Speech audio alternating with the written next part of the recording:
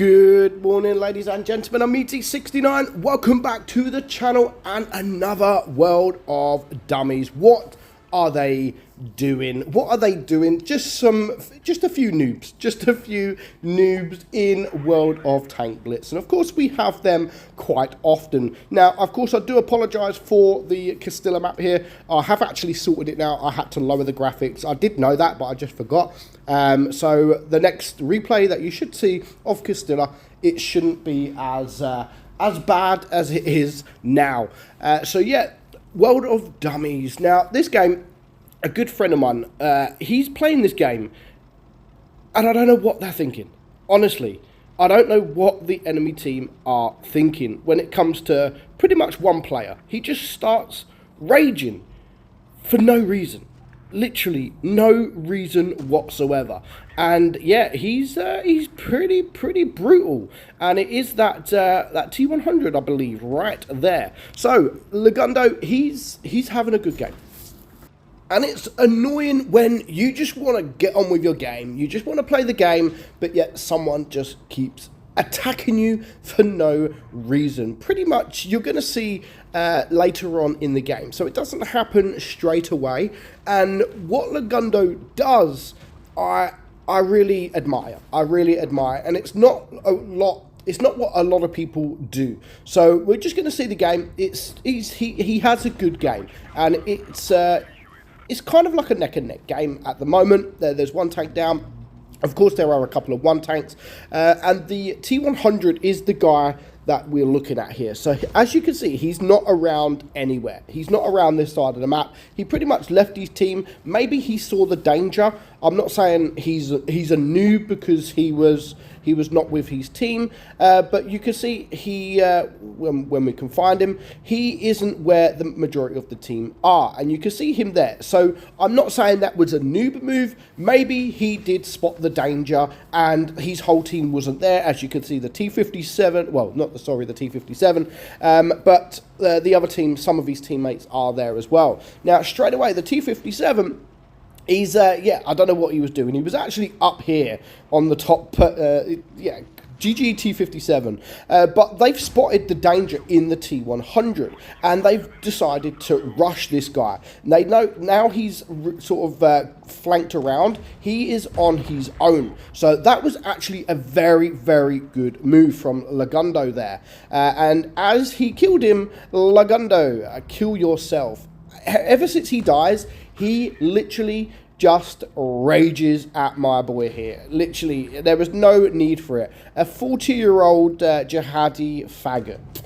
Yeah, is there any need for it just because you die? I mean, I think he knows this guy and he doesn't like him for whatever reason. But, I mean, you always get into a game with sometimes someone that you know that you don't like. But you just simply don't say anything, you know? Maybe you might even focus him a little bit, because that's what I used to do. If there was someone that you didn't like, maybe you focus him, you know?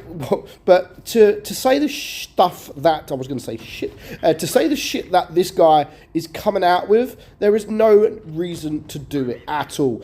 What I admire, excuse me, what I admire from, look, he's still going, from Lagundo here, he completely ignores it. He does not retaliate at all. It's like it's not even happening to him. He's just ignoring it, whatever. He's grown up about it. He's not going to rage back. He's not going to retaliate. He's just going to get on with his game. And good for you. Like, we need a lot more people like Lagundo here in World of Tank Blitz, you know. It will make World of Tanks a better place. People like him, where they just don't retaliate. Now, personally, when I do World of Dummies, I do like it when people retaliate, only because it is it's entertainment, you know. It's a bit of entertainment where someone rages and someone replies back, and they just go back and forth and they argue all the time. I just think it's funny. But Lagundo there, nothing. He literally says nothing,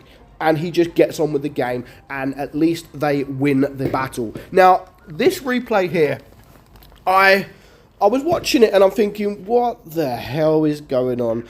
So occasionally you have a team that all go together. So what we're going to watch here is the green team. They are all going to push together. They've all gone to the right side of the map. They've all gone together. Nobody's split up. And you think when this kind of replay or when this kind of battle happens, usually it is a good thing. Now, I've always said it's a hit and miss when your whole team to go together. So this is why I never really talk in battle. You get all these people that say go left or go right.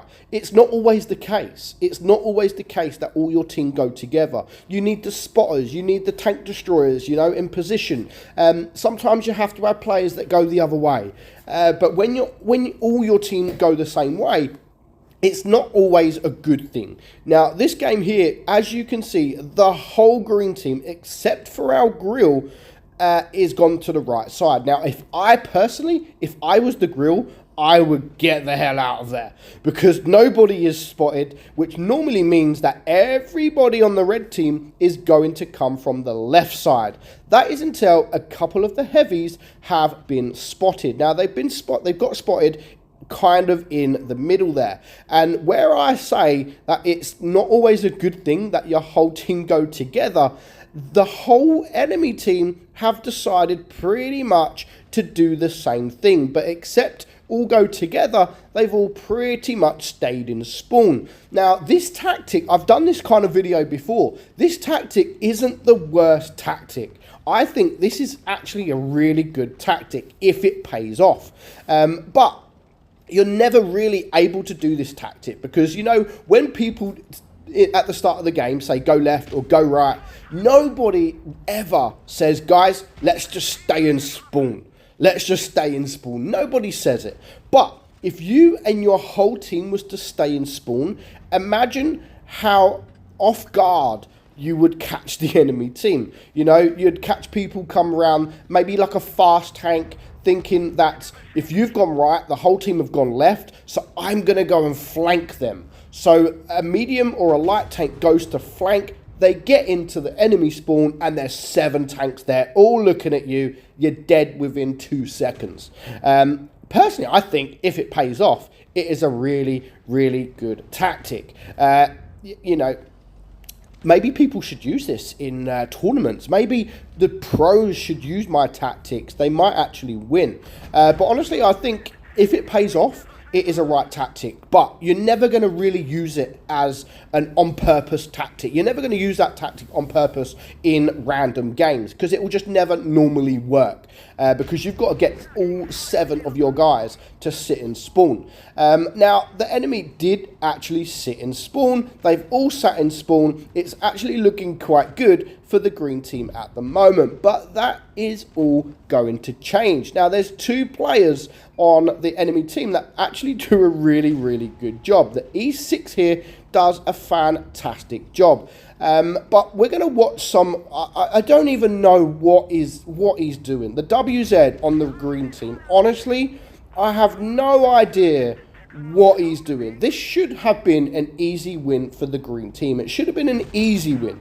And I'm thinking, yeah, they've still got this, no problem. You've got the AMX here. He's got nice hit points. You've got an E100. If they push together, they can clear this E6. Should not be a problem for the green team. However, there goes the Badger. Now, it is only is it a 2? It's a 2 versus 2, I believe. Actually, it's a 3 versus 2. I can't quite see the top there. But yeah, I mean, just watch what happens. So this E6 is now a 1-shot. There is an Object 263 somewhere. Straight away, what is this guy doing? Both tanks have been spotted the other side of the map, but yet he's still going this side of the map. Now, I'm thinking at this time, what are you doing? However, he does manage to turn around. He does manage to get a shot on that E6, and he does manage to kill him, which is a good thing. And I'm thinking, okay, maybe he was just getting some higher ground, trying to get the shot off, playing from distance. Yeah, I just think that shot there on that E6 was luck. He managed to get into position where he could see the E6, and I think it was all luck, because for the rest of the replay, honestly, I have not got a clue what he's doing. Now, fair play to the Object 263. He actually has a really good game. He remains unspotted here. No one knows where he is. He's getting the damage in. He's killing the tanks. And he's annoying the green team. And you can see here he is. He does get spotted. The E100 just completely donks his shot. And now the 263 will have him on a reload if he gets the shot off. That's if he can get the shot off. You can see here the E100 is trying to angle. The 263 is coming in and he does get the kill. So now it remains a 1 versus 1. Now the WZ has a little bit of hit points left. But if the Object 263 rushes in now, he should be able to just about do it on DPM. But this WZ, honestly, what are you doing? I get now you're going into him. This was where he was last spotted. Fair enough. But the time is running down. And I'm thinking, do you know what? He's got to start pushing now. He's got to start pushing. The 263 is a 2-shot. He may be able to do it. If he can get the first shot off, he may be able to clear this guy. So he's just going to back up. Now, the enemy, he starts capping the base. So you know he is around that side of the map. And you can see he is capping. This guy just sits here. He just sits here. And maybe he's trying to trick him. Maybe he's sitting here expecting the 263 to come from one other side. But considering he's not even in a great position either. I know he is back at the red line. So if the Object 263 does rush in, then he won't be able to get behind him at least. But yeah, he's literally just like, yeah, I'm just going to stay here. I'm just going to stay here. And not even fight. And it looked like he'd been doing this all game. I don't know what he was doing at the start where he went to the other side of the map. And now he's this side of the corner of the map. I've got no idea. I've literally got no idea. It ends in a draw. But do you know what? Well played to the Object 263. If he would have just attacked, I think he would have easily won that game. And of course, well played to the E6 as well. So there is my daily dose of dummies. Hope you guys enjoyed it. I'm Meadsy, and I'll catch you all soon. Bye-bye.